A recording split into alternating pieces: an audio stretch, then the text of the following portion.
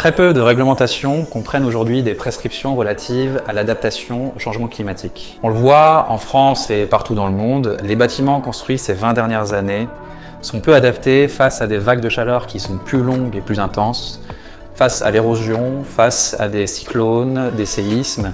Cela peut rapidement conduire à l'effondrement d'un système tout entier comme celui de la santé avec, on l'a vu, des vagues de chaleur qui conduisaient des hôpitaux à être fermés au Royaume-Uni ou des écoles à fermer en France récemment. Un autre obstacle est que les mesures d'adaptation ne sont aujourd'hui pas prises en compte dans les calculs de rentabilité financière par les porteurs de projets immobiliers.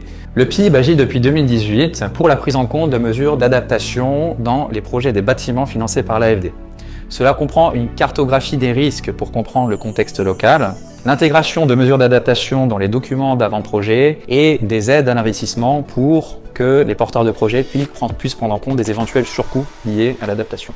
Pour illustrer cette démarche, on peut citer le soutien du PIB à l'architecture voûte nubienne. C'est une technique de construction qui utilise la forte inertie thermique du matériau de terre et une architecture bioclimatique pour limiter la surchauffe à l'intérieur des bâtiments. Donc c'est une technique de construction qui est robuste, bas carbone, et qui allie donc fortement les enjeux d'atténuation et d'adaptation au changement climatique, en limitant en plus le besoin de climatisation. Depuis 5000 ans, l'être humain sait construire de façon adaptée. Donc ce qui manque aujourd'hui, c'est que les décisionnaires et les acteurs du secteur de la construction comprennent bien les enjeux d'adaptation pour que les marchés s'adaptent à leur tour.